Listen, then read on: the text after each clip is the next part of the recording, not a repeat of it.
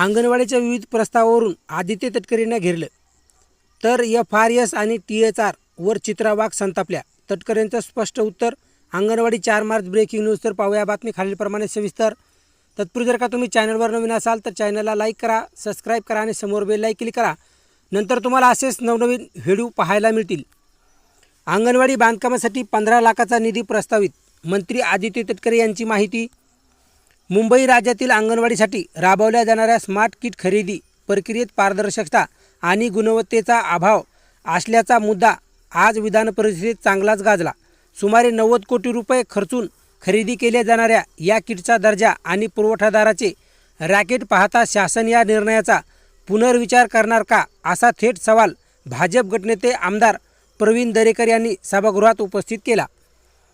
सदस्य उमा खापरे यांनी उपस्थित केलेल्या प्रश्नावर बोलताना प्रवीण दरेकर यांनी अंगणवाडीच्या सद्यस्थितीवर बोट ठेवले.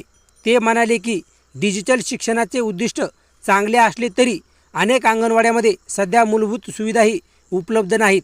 अशा परिस्थितीत महागड्या इलेक्ट्रॉनिक किटची खरेदी करणे किती संयुक्त आहे. या किटच्या देखभालीची कोणतीही व्यवस्था नसून पुरवठादाराकडून अनेकदा निकृष्ट दर्जाचे साहित्य दिले जाते. या सर्व प्रक्रियेचा एखाद्या त्रयस्थ संस्थेमार्फत अभ्यास करून त्यांचा अहवाल सभागृहासमोर ठेवला का, अशी मागणीही त्यांनी केली. आमदार प्रवीण दरेकर यांनी उपस्थित केलेल्या प्रश्नावर सविस्तर स्पष्टीकरण देताना महिला व बालविकास मंत्री आदित्य तटकरे यांनी अंगणवाडीच्या सक्षमीकरणासाठी शासन कटिबद्ध असल्याचे सांगितले. त्यांनी माहिती दिली की अंगणवाडीच्या बांधकामासाठी मिळणाऱ्या निधीत मोठा वाढ प्रस्तावित करण्यात आली आहे. पूर्वी 7 ते 8 वर्षापूर्वी अंगणवाडी बांधकामासाठी केवळ 8 लाख रुपये मिळायचे, जे नंतर 12.5 लाखापर्यंत गेले. मात्र आता शालेय शिक्षण विभागाच्या धर्तीवर ही रक्कम 15 लाख रुपयापर्यंत नेण्याचा निर्णय आर्थिक विभागाच्या मान्यतेत प्रस्तावित आहे, असे त्यांनी स्पष्ट केले.